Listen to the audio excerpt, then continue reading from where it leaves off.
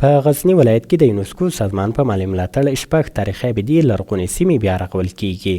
د یادو فرهنګي میراثونو د بیا ترمیم په مناسبت جوړ شوو مراسمو کې د اطلاعات او فرهنګ وزارت راغلي پلاوي غزنایي او تاریخي ولایت یاد کړ او زیاته یې کړه چې دوی د فرهنګي میراثونو ساتنې ته پوره ژمنتیا لري. د شپږو پروژو په شاوخوا باندې چې هغه ترمیماتي او استحکاماتي اړخ لري، چې هغه د ځینو منارونو سنګ پرشي ده، استحکام ده، د ځینو جوماتونو ترمیم ده، د ځینو تاریخي ابدو رغونه ده.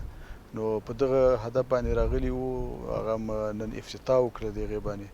امیدوار یو چې الله تعالی د ده ترمیم او استحکام دا ټول په خیر او عافیت باندې سرته ورسوي. په ټوله کې شپږ پروژې دي او شپږ زموږ تاریخي ابدي دي چې هغه یوه پکې د خواجه ملکیار پرنده رحمت الله علیه مقبره ده چې هغه به اساسي جوړیږي، دا نور یې حفاظتي او یا تر څو خدای نخواسته نور تخریبي اضافه نه سي او جلوګیري وسي په همدې موخه باندې ترسره کیږي.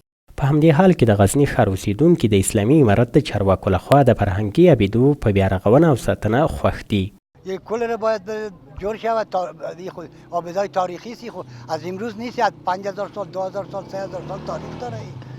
منار جور شه خوب است، مثلا دیگه زیارت ها جور میشه، سرک جور میشه، هر چیزی که نفع دولت و نفع ملت باشه مردم خوش سور باید جور شود. ما خوشحال هستیم که وطن ما بازسازی شه، پاک شه، امر ولایتش باید هم ابداهای تاریخیش باید معلوم شه. باید ووایو چې غزني کې داسې مهال د شپږو تاریخي ابدو د بیا رغونې کار پیل کیږي. له دې وړاندې د اطلاعات او فرهنګ وزیر ښاغلي ملا خیرالله خیرخوا د دغو فرهنګي میراثونو د بیا ترمیم ژمنه کړې وه.